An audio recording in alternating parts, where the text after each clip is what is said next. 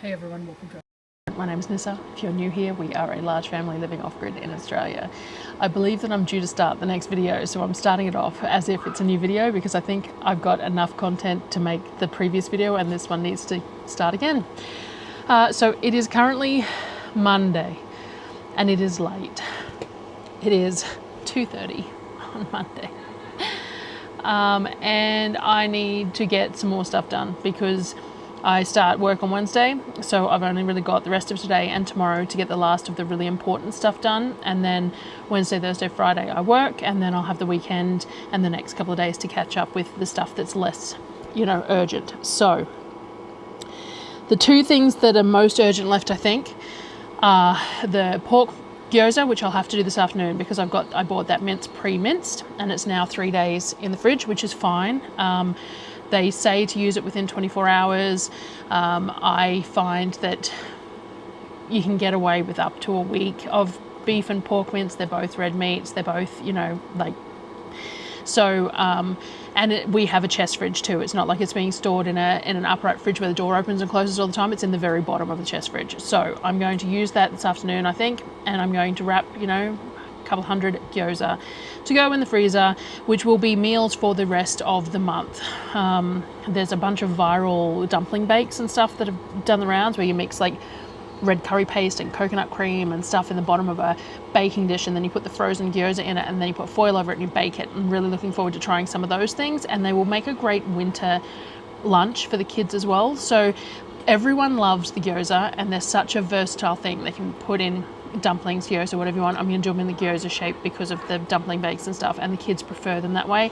I quite liked them in the scrunched square one, but the kids weren't as fond of them because of the higher meat to pastry ratio, pros and cons. So we're going to make them in the gyoza shape. I'm going to get myself set up, and I'll probably pull a chair over and just sit here on a stool and folding them, but we got to get it mixed up first, and I've done it a few times, but I will do a brief overview of it.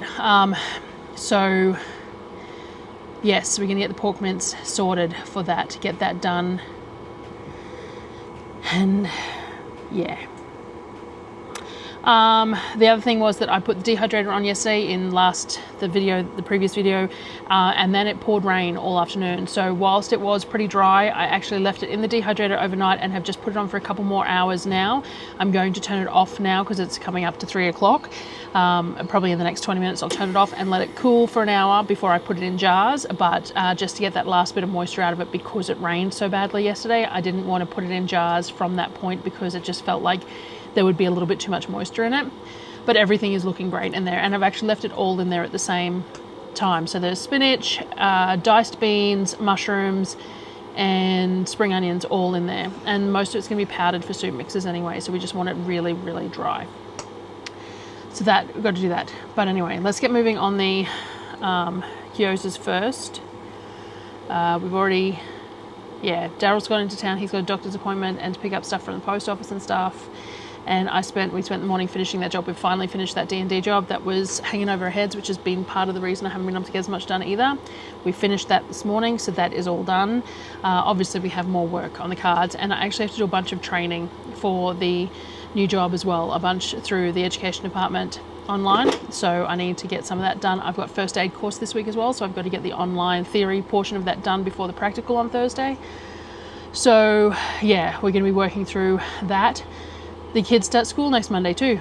So, I've been ordering, I got all their stationery and stuff. I've got some book covers coming, but I've got to do their timetable for next week for the first week back, and it's all just fun. So anyway, let's get started on the gyoza as this afternoon's thing, and this video will roll over to tomorrow. So tomorrow, the next most important thing is going to be the last of the fruit that hasn't made it to the fridge. So the last of the peaches, the nectarines, the mangoes, the limes, all that sort of stuff.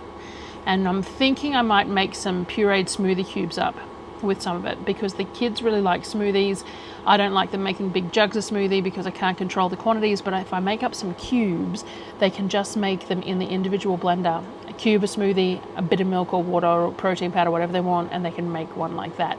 A bit like the smoothie pops, but in an actual smoothie function. So anyway, rambling. I'm tired. I really don't want to be out here doing this, but it needs to be done. and I bring it on myself, don't I? So I have leftover chicken breasts from the previous video. I did skin on crispy chicken breasts in the oven. I have 2 of them left in the fridge. So the idea is to turn them into pasta for dinner. So the dinner's sorted and easy. But yeah, so let's get the gyozas going anyway. All right, so we've got a whole head of cabbage here. I'm going to salt this and let some of the water work its way out of it. We'll give it a squeeze before mixing it with the pork, so I'll just put it aside while I'm doing the other stuff. Now, I am going to add some carrots this time because I've got some. I've got the Thermix out, so I'm just going to top and tail some carrots and mince them up in the Thermix, same way I did the cabbage. These giant carrots are not much good for the kids to snack on, so using them for cooking is ideal.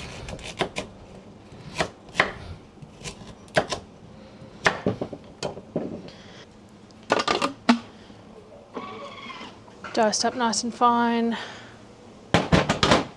just like that, to go into the gyozas. Now you want to make sure it is nice and fine because gyozas don't cook for a huge amount of time. So a little bit of texture is nice, but you don't want too much texture. So that's good. All right, so we've got the carrots. Now I'm going to tidy up and move on. I'm going to add some green onions. I purposely bought a couple of bunches of these. Yesterday I put some in the dehydrator and then some for this as well. Just the nice green parts probably, though. I don't know. It's being cooked, so even the white parts will give it lots of flavour.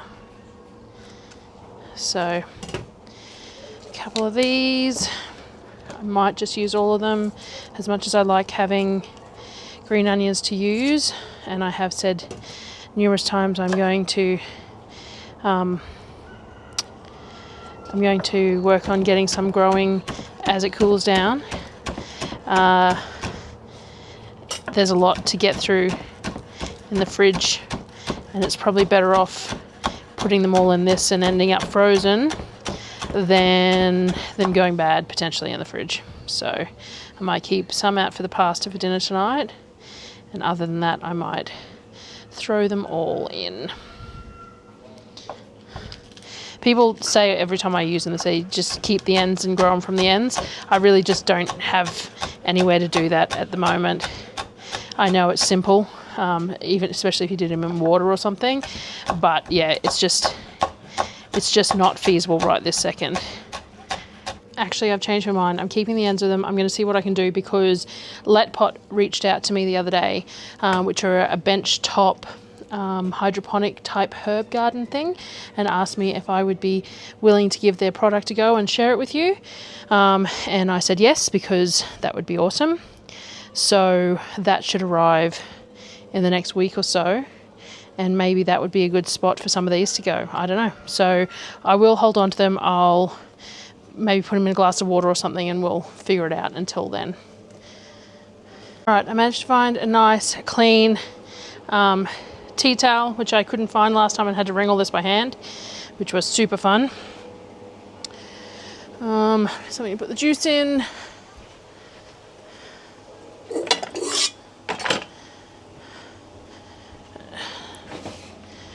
Dirty bowl here. So we will just squeeze all the water out of the cabbage, so our dumplings do not go soggy.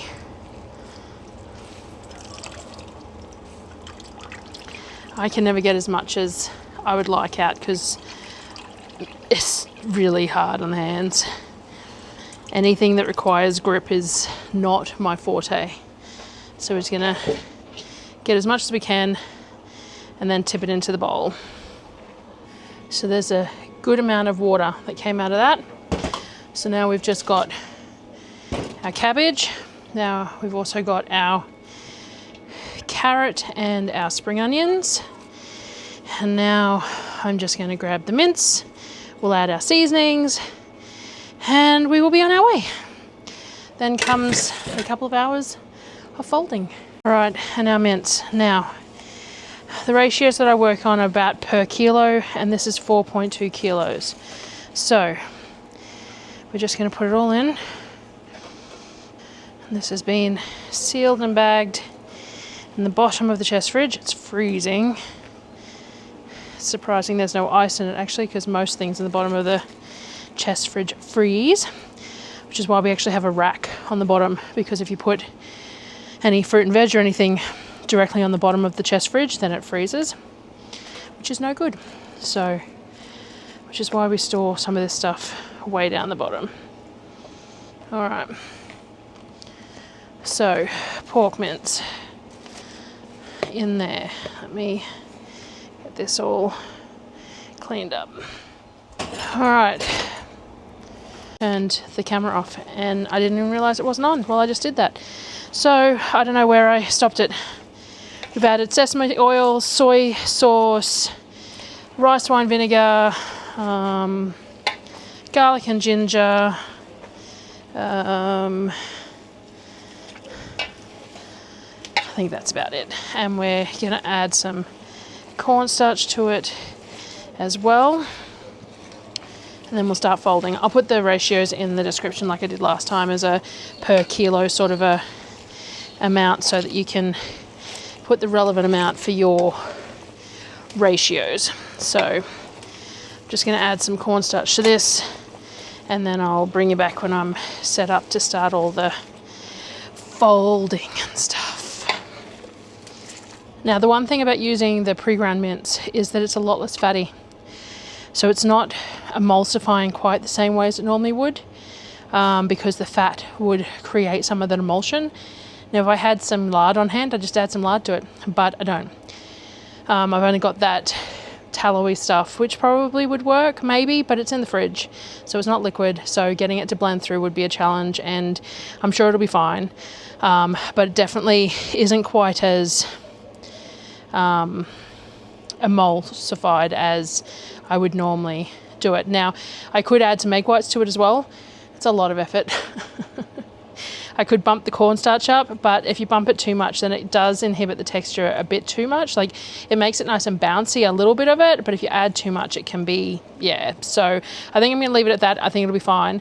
But it is something worth noting that part of the reason I normally mince my own, the fat ratio on home mince stuff is going to be 75-25 probably with that pork roast, 70-30 maybe even. This is probably 90-10, even 95-5. So it does make a difference. I'll remember next time I decide. We'll see how these go, but it should be fine. But yeah, it definitely is much leaner than I normally make it. So now I need to just clear enough space so I can get everything set up so I can start folding these up. All right, so we're doing the same as normal. We've got some of the enamel trays to put them on. We will layer them with baking paper so that they will freeze. I've got my little round wonton wrappers. Always a few that are stuck together. Spoon. All I'm doing is a scoop in the middle. It's about a scant tablespoon. Don't try doing too much, or you risk not being able to get them to go together. I like to wet all the edges because you never know which way is going to be folded, so which bit's going to need to be. I will show that fold again from a different angle because I just did that on a really bad angle for the filming. Do the first few when you get a bit of an idea of how much you want to put in there. Water around the edges. All right, so we've got this. We're going to fold it in half, just like that. All right, and then we're going to pinch and fold. We're going to tuck, pinch and fold, and pinch and fold. And then the other direction, so you go back towards it, back towards it, back towards it. And you've got this cute little, perfect little half moon gyoza. So they're super simple and they actually go really quickly once you just get started, and so long as you're not overstuffing them. Every time you overstuff them, you're delaying yourself realistically, because you can't close them as easily. So if you're better off just putting in an okay amount, fold, fold, fold, fold, fold, fold, and done. So it only takes sort of 10 to 15 seconds per realistically, but you know, it's still a big job. So it is 3:33. I'm going to pull my chair up and I'm just going to keep on chugging through. All right, it is 5:47, so it's been 2 hours and 15 odd minutes, and I have made 250 gyozas. I still have a whole lot of meat left, and I still do have some gyoza wrappings left, but I need to do dinner as well. And I have been seeing that there's a viral lasagna, dumpling lasagna going around. So that is what I'm going to attempt to do. So to use up some of this meat in a bit more of a hurry. So I've got 5 little ramekins here. Now I own like a dozen of these green ones, but I could only find 3 of them, of course. And we're going to do a really thin layer on the bottom of the ramekins. I do have some jars I could use. These are the prettier things that I've got at the moment though. And what we're going to do is we're going to layer in some meat. I'm going to grab a packet of the wrappers out of the fridge, and we have just a packet of the wrappers that I've been using, and we're going to, now it says to put a tablespoon of chicken stock. Now I don't have any chicken stock at the moment, but what I do have is I have chicken bouillon, so we're going to put over the meat. Then we're going to lay a wrapper in there like that, and then we're just going to grab about another tablespoon of meat filling. Be careful not to push it down too hard, because you push all that stock out like that. A bit more stock. And another wrapper. It might get 4 layers on these glass ones, 3 on the ramekins. So I'm just tucking the edges of that in. We're going to put another layer of meat. And these are going to take about 20 minutes to steam. So while they're steaming, I will keep rolling, folding, whatever you want to call it. But I might find some more jars too, because we could all probably have 2 of these. I'd imagine that one's not going to be a dinner meal. So we stick another one on top. Put another layer on this one. These jars, just like that. So we've got a dumpling lasagna, and then we'll put some of the dumpling sauce on the top once it's steamed. So I'm going to throw these in the steaming pot 20 minutes, and I'll bring you back when they're done. There we go, all steamed, all cooked through. Drizzle of the dumpling sauce on top, and we shall give it a taste. But they look pretty impressive. With the jar is hot to touch, but the layers on the side look pretty cool. So we'll give these a go. Can you try one of those out for me? You can, yes. Alrighty, it is Tuesday. As has been the par for the course lately, I'm getting a later start. I did some first aid training this morning, some admin stuff. It's already 11:15. Darn it. So I have to get the last of the fruit done today. So there's still some blueberries left in the fridge. I think that the kids have been eating through them, so I don't know how much is left there. Nectarines, peaches, mangoes, limes. So what I might do is we've got a lot of fruit in the freezer. As I said, I was looking at doing some like frozen into cubes for the kids to make single serve smoothies. So we might look at that, but we could also do with canning some for pancake bake. We do not have any pureed fruit left on the shelf for pancake bake. And normally when I make the pancake bake or the kids make the pancake bake, we use a jar of pureed fruit in it. Now, nectarines, peaches, berries, limes, all that are high acid and they are safe to can without anything done with them. Mangoes, however, are on the cusp of being low acid, so they require something more. Now, mango lime cordial is a favorite of mine and we have all those fresh limes. So what I need to do though is get all the flesh off them. So we've got the pips and skins anyway, because we use them to make some of the cordials. So to begin with, I might just start like pulling everything apart and end up with a few containers full of the different fruits. Even if it goes in the fridge for the moment, we're not going to be using this fresh, so it doesn't matter if it deteriorates a little bit because it's either going to be pureed or frozen or canned or whatever, so it's not a big deal.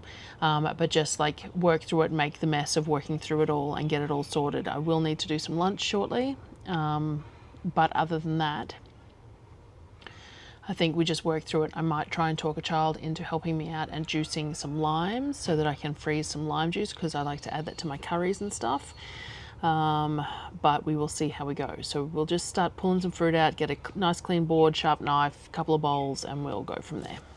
All right, so it has been really warm and everything has just been stored covered on the table, which means that there is some overripe bits on various things. So we're going to discard them now. I need a scrap bowl for that. All right, so we have a scrap bowl that I'll use this one over here for. We have a flesh, like good eating, freezing, whatever, flesh bowl. And then I'm going to inspect skins, any clean skins, and pips will go in the third one for cordial.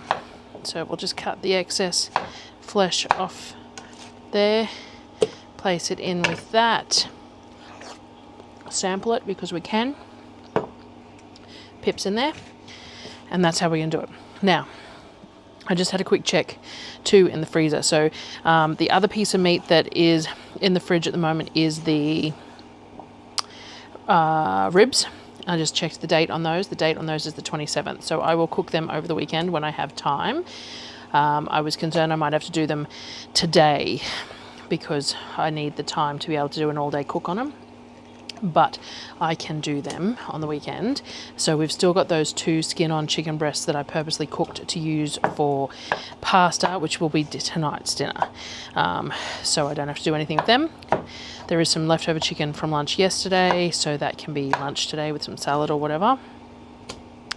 And then I've got the trays of chicken thighs from the from Costco that I am going to freeze, I think. I normally cook them and freeze them cooked, but I think that this month I will just freeze them straight up. So I'm going to do that today as well because the date on them is the 21st. Everything else in the fridge is beef. So there's the steak and the rump, both of which will last for weeks if needed. So I will sort them out another time. And that's going to be the little bit of the more time required thinking because of going to work. So just have to be mindful of it. Well, my knife could do with a sharpen by the feels of it. Alrighty, so I'm just going to get through all these mangoes and then I will come back when I start on the next fruit.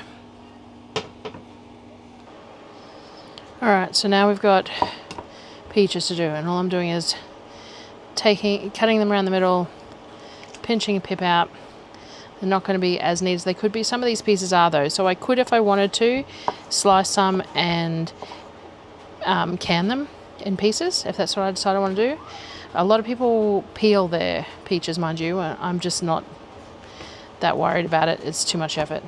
But I'll decide what I want to do. But generally speaking, when you do it this way, one half will look quite nice, the other half less so. Any that are in really nice firm condition still, I'm just putting aside for fresh eating, but most of these are got some pretty soft spots because they've been sitting on the table in 40-degree weather for the last few days. So that's what happens. But that's fine because we will still use them. There's a couple that have some mold, but very few, which is good. So minimal losses so far, which is nice to see. Peach is done. A mess, it's fine. The pot cleaned. So we got this bowl of all the mango scraps are going to go in the pot. All these peach pits are going to go in the pot. Peach pits are going to go in the pot. And I have nectarines left to go. So for the moment, I'm just going to throw all of this in there, cover it with water and start it simmering just so that it's protected. And then move on to the nectarines next. Right, so hold that for a second. So what I'm going to do, I've been trying to think about what I want to do. Mango I'm going to keep for smoothies and stuff because you're not really supposed to can it anyway without acidifying it anyway. So what I think I will do is I will use some of these peaches and nectarines, and we've still got a bunch of punnets of blueberries, and I'm going to puree up a bunch of this to go in jars for the pancake bake. So that's what I'm going to do first. I think I'll puree it and then probably cook it a little bit, because when you puree it, you're adding air, and add some sugar to it because it'll keep the color good, and because it's used in the pancake bake. It will basically be like a softly sweetened fruit puree.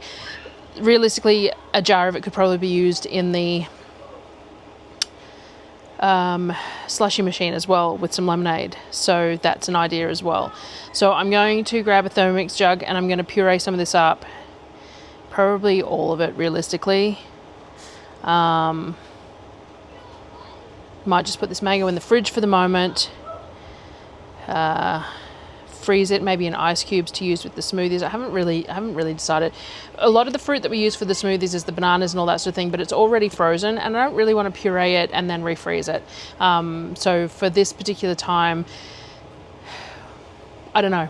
I might just stick this in the fridge for the moment, get sorted with these. Let me get a Thermomix jug. All right, so all I'm going to do is I'm going to put a couple of punnets of blueberries in the bottom here, and then I'm going to put the rest in fruit. So what we've got, like 3 handfuls of nectarine, and then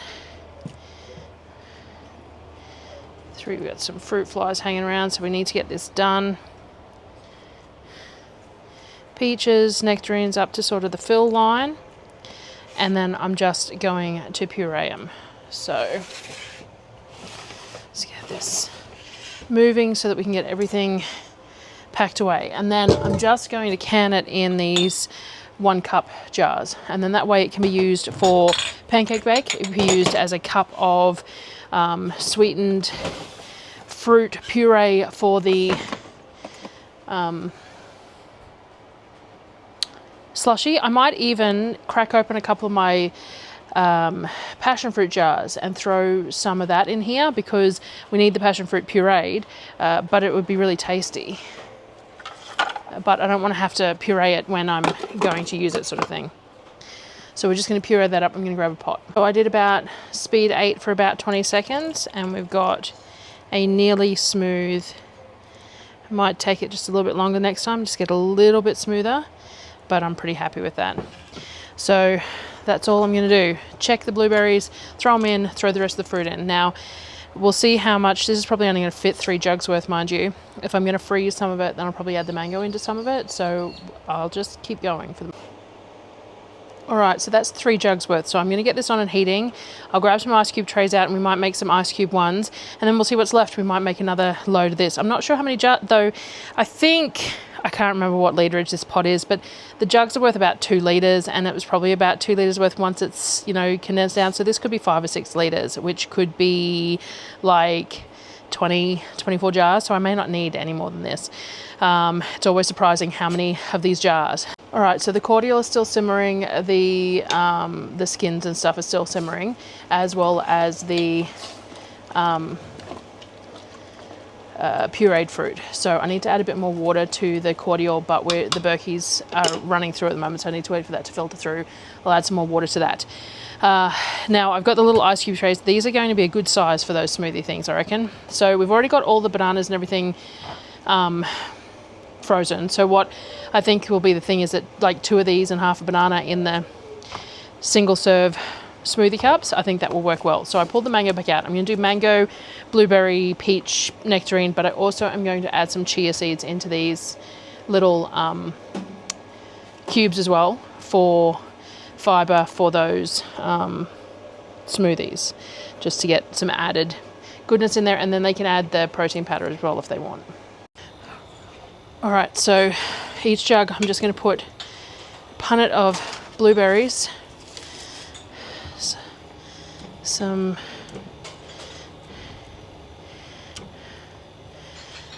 mango cheeks, so that's 3 mangoes ish worth of cheeks, a handful of peaches, handful of nectarines, and a sprinkle of chia seeds. And I'm going to puree that up, and then I'll get in the ice trays. There we go.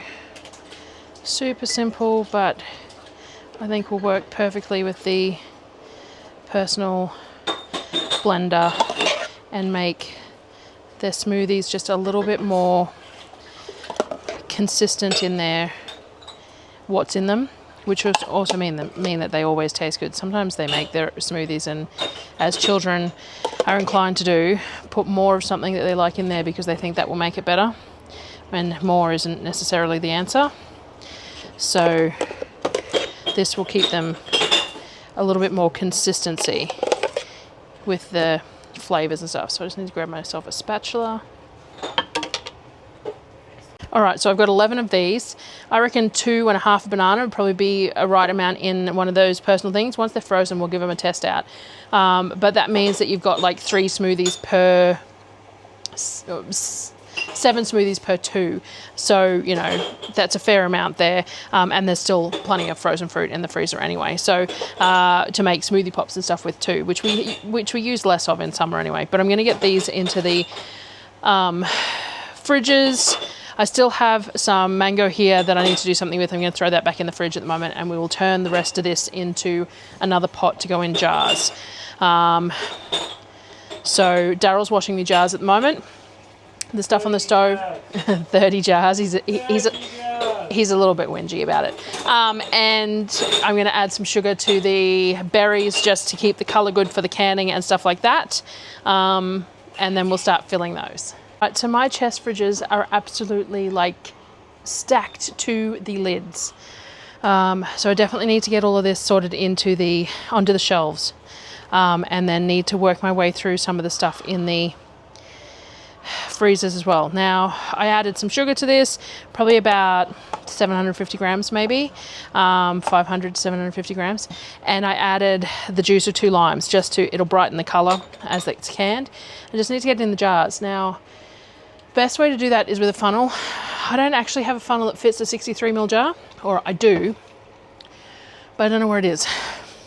Actually, it might not be the 63ml jar. Yeah, it is. See, this is a wide mouth funnel, and it just doesn't quite fit a 63ml jar. I do have a green plastic one that fits inside these jars though. And I did have a narrow mouth one of these, but it went missing a long time ago. And I've got one with a pouring spout, but that doesn't work because this stuff is too thick for that. Now the green funnel goes missing all the time because it doesn't have a hook on it, unlike these that have hooks on them and they hang in one specific spot. And I've trained the children most of the time to hang them in that spot. The green one doesn't have a hook on it, and so it ends up being thrown in drawers and stuff. Now I do have this, which has its pros and cons. It works fantastically so long as there's no significant lumps, which there shouldn't be in any of this. But you have to fill it to fill the jars, so it sometimes feels like double handling, and it does require some hand strength to use. Oh shit, I've just spilt it everywhere too, which doesn't help. There's the strength required to hold it, because it gets quite heavy, but also the strength, the pushing of the lever. Now it is very neat. You get very little anything on edges of jars, a few little chunks in there. So it is worth using. I don't tend to reach for it just because it feels like double handling, but without a funnel on these jars, it's probably the best choice. So I'm going to go ahead and fill as many jars as I can, and then I'm going to fill another pot with this because I have no more room in my freezers and I need to get everything sorted before I start work and we start the schooling and everything else. So this will make for easy pancake baked breakfasts, but also I reckon a cup of this will work quite well in the slushies, which is why I was a little heavier on the sugar than I normally am too, because if we're using sugar-free soft drink, then the sugar content comes from the cordial or fruit puree or whatever you put in there. So it needs to have enough in there for it to slush but not freeze solid. So this did come with a stand, but you know, this is my house, so do I know where it is? Nope, I do not. So there's a hole in my board there, so I'm just going to lean on that for the moment. All right, so let me grab more jars and I will keep on going. All right, we got 19 jars out of that pot, so we're going to do another one. Now, there's a whole bunch of like peach juice and stuff left in the bottom of these bowls as I'm pureeing it up. I'm putting that in the cordial, just to bump the flavors in that. I was also going to add some passion fruit to this batch as well, because passion fruit's high acid. It can be canned just as easily as well and would add nice flavor. All right, so the next lot of fruit is on the stove with the air cooking out of it, and I'm going to put the lids on these. Now, I used that thing, so realistically there should be not much in the way of any sort of anything on the rims, but we're going to vinegar them just as a precaution. These are mixer jars, supermarket jars, bought jars. I don't bother taking the stickers off. I'm lazy like that. I know everyone says don't call yourself lazy, but there are certain things that I'm lazy about. That is one of them. Give them canned a couple of times and the labels will just slip right off while they're being canned half the time. So these are all 63ml jars. So there is a range of jars here. There is some pesto, some pizza sauce, some tahini, some minced garlic, all sorts of things. Anything that has a 63ml lid, as well as some store-bought stuff. One of my hopeful plans over the winter, and as we get the kitchen sorted, which is hopefully happening this year, is that I'm going to go through all my jars. Now, I keep every jar that comes into the house because I use jars and it feels wrong to get rid of jars because they're jars. But there is some size jars that really are completely inconvenient to use, and I just will not use them. They have weird sized lids, or they're a weird shaped jar, or a weird quantity jar, or whatever. Or I just have hundreds of them. So because I don't can anywhere near as much as I used to, and I don't know how much that will change in the near future, I'm going to cull some of my jars and try and arrange them in such a way that I have consistency of like only 63ml jars and 82ml jars or whatever. But I will need to buy some. I do lack in pint-sized jars, 500ml style jars. I do have a lack of those, so I need to sort that out now. The kids' slushy has just aired out. I tried the sugar-free lemonade with some of this fruit puree as a test run, and I think there's not enough sugar in it. So it's gotten too icy and it's thrown an error. So I need to adjust that. I can probably just put a little bit of allulose in, which is the liquid fake sugar that works the same way.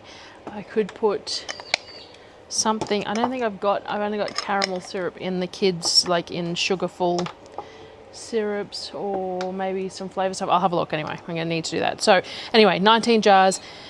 Lids on lug lid jars have to be firm. You need to get them clicked into that little lug. That's how it works. So you need to make sure that they are in there in that little lug and they don't just rattle off. So I'm going to start sorting these out. I might just use the steam canner in multiple loads because I'm out here anyway. I'm still cooking the cordial. I'm still cooking that second lot of fruit, so that might be what I do. So we're above 1,000 feet, so it'll be 15 minutes in the steam canner. It'll be 10 minutes if you were under 1,000 feet, and they'll be processed. They'll cool for 24 hours and they'll go on the shelf, and they will be used for whatever I want to use them for. If I wanted them to be a compote of some sort or a sauce of some sort, I could just heat them up and add little cornstarch and turn them into a syrup, anything like that. So this is a good way to have fruit on the shelf, high acid fruit on the shelf that can then be turned into whatever, but it will probably be predominantly used for pancake bake over the winter. Last batch of is in the steam canner, so we ended up with like 36 jars of those, which is fantastic. Now I need to strain the mango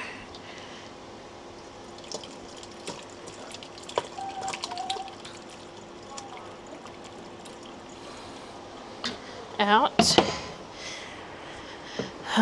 so that it can be, I'll add probably the juice of half a dozen limes and sugar, water if need be, to get this into the right texture. So if you don't want pulp in your cordial, you need to not push on stuff. You need to just let it, whatever will go through. If you move it around like this and you push on it, you're going to end up with pulp. I don't mind a bit of pulp, and I will water this down if it ends up a bit too thick. Especially when it's mango based. I like a little bit of that puree. It ends up being like a mango nectar cordial. Now remember, mangoes are on the cusp of acidity, so they are not classed as a high acid fruit because they're inconsistent with their acidity. So we will be adding the juice of probably, as I said, probably 6 limes, but I will also add a little bit of citric acid and tartaric acid to this one as well, just to make sure. So I'm just going to strain it all out and then I'll bring it back. Unfortunately, my pot in between these two has oil in it at the moment. So I've got the giant pot that I did the cordial in initially, and then I've got this smaller pot that I've been working with today. The one in between it has oil in it. So this has ended up filled right to the brim. We will be very careful, try very hard not to let it overflow. We've got around about 2 kilos of sugar in here. I've bumped the sugar up because of the nature of because it's a lower acid fruit. I've got about 6 limes in there, which are great flavor but also acidity, but I'm going to add citric acid, and I'm going to be generous with it because of the low acid factor. So because of that, I've used a bit more sugar than I normally would to counteract that. I'm also going to add some tartaric acid, which is something that helps stop fermentation if it's inclined to ferment. So that is done. My clip has come off my jar. So let me just fix that. Oh, wrong way round. There we go. Clipped on. All right. So you got to bring this up to a simmer, let all the sugar dissolve and the citric acid, tartaric acid and everything else, and then we will bottle this one up as well. All right, last thing left, the cordial. Sugar has dissolved, citric acid and everything is dissolved. It's simmered, I skimmed some of the froth off the top. Now we're gonna put it in jars. Now, cordial I prefer to put in my passata jars. However, the passata jars are too tall for the steam canner, and it's what I've got out today. I don't wanna pull out another canner for the last job of the day, so this is what we're working with. So I am just going to can it in these wide mouth quart jars because I have screw-on pouring lids for these, so it's fine. The passata jars have that really nice narrow neck, which is great for pouring, but I do have the pouring lids for this. Now, if you want a nice clean cordial, you need to strain it again at this point. Again, I don't care. A little bit of pulp or texture in my cordial doesn't worry me. So I'm just going to do this. I don't know how many quarts I will get out of it. I will see how I go. All right, we've got 5 full ones and 1 that's just over half, which can go in the fridge to be used up first. So we use this with SodaStream predominantly. Fizz the SodaStream, fill the bottle up with the homemade cordial, and it's very tasty. So gonna put lids on these, put them in the steam canner for 20 minutes. And then they will be shelf stable, and that's it. And then I need to clean up and start dinner. Doing our favorite pesto pasta dinner after all that canning. So the cordial is out of the canner now and cooling down for the 24 hours, and then it will go on the shelves. All the fruit's done as well, and there's some in the freezer. So all the fruit is done bar a fruit bowl with some nice firm nectarines and a couple of peaches in it. Everything else has been frozen or canned and is sorted, except for the limes. Sonnet is going to juice some limes for me while I'm at work in the next couple of days. So we're doing the basic pesto pasta that we really enjoy. I've got 8 egg yolks in here, 2 of the jars of pesto. I'm going to add some cowboy candy and some of the parmesan that I stuck in the freezer, as well as a swish of olive oil, and since we've got limes, I might do lime juice for today. Now I've cut up some of the traditional bacon pieces because I'm going to fry this off, and then I'm going to fry some spinach off because I prefer the spinach cooked in the pasta, and I also just sliced up those 2 oven roasted chicken breasts. So I'll bring you back when I put it all together. Right, so we had issues with gas running out and all the rest of it. Anyway, pasta's done. So to cook the eggs, we want to put the pasta into the sauce with some of the hot pasta water. And this will cook the eggs and make the sauce creamy. So put a little bit in first, then add more.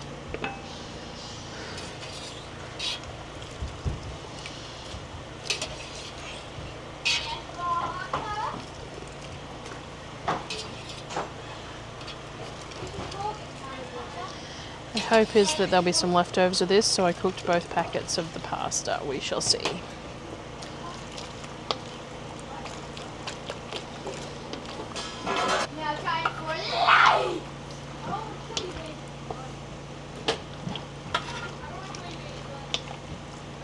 So there we go. You can add a bit more pasta water if you need to loosen it up, but it's looking pretty good at the moment.